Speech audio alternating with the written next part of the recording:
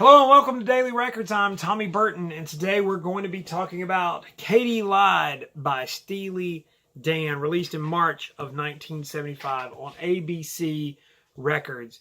This album was the fourth album released by Steely Dan, and it was a gold record. It reached the top 15 on the U.S. charts, and most people know this album because of the single Black Friday, which was a top 40 hit for Steely Dan. Now, this album was the first album that was the original five-piece Steely Dan had broken up, and most of the original members had left, and so they weren't big fans of the recording and the studio work. So Donald Fagen, Walter Becker, the main guys in the group, carried on, and they were starting to use more and more session musicians. So they got together and brought in various studio musicians. Now, this album was the first appearance where Michael McDonald, as a lot of people know him from the Doobie Brothers, he came on board for this album, as well as Jeff Porcaro, who was only 20 years old, playing drums. Pretty much on all the songs, I think, except for Any World That I'm Welcome To, which features the great Hal Blaine, as we've talked about many times on both of my channels. Now, we also get to hear Larry Carlton on this album, and he plays on Daddy Don't Live in That New York City No More. And, brought together a few guys. Gary Katz involved, and Roger Nichols, who I've talked about before on this channel. So you can go back and look at my stuff about Roger Nichols. Now,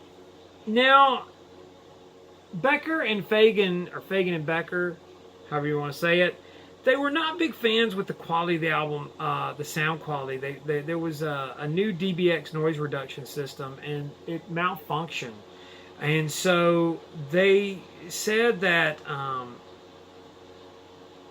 the damage was kind of repaired, but Fagen and Becker were so mad about it that they never even listened to it. And so they've been a little mixed about it. But, as an album, I can't really tell. Steely Dan were one of those bands that were just so polished and so perfect in so many ways that it's hard to tell the bad sounding ones. Maybe my ears just aren't refined enough. But, Becker and Fagen were definitely perfectionists in so many ways. Of course, Black Friday, the single from the album, and it talks about this sort of crooked guy who makes off with tons of money to Australia. And there's a lyric, Muswell Brook, which is a town in New South Wales, and it was kind of part of the lyric. And it was, Becker said it was like the furthest away place they could think of. And it kind of fit the meter of the song. So there you go. So that's what it was. But, this was a big album for them, but probably not as good as other stuff they would go on to do. These guys, explored a lot musically, and so it's hard to find that perfect sort of Steely Dan sort of thing. There's fans of Asia, but there's also fans of the Royal Scam. You know what? I say go with this. This kind of sums it up, and you can figure it out from there. I know there'll be people that probably comment that, oh, this is a terrible Steely Dan album.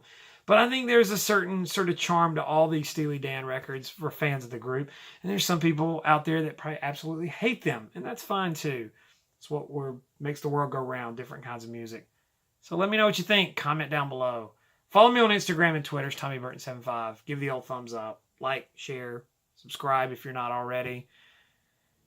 See y'all tomorrow with another Daily Record.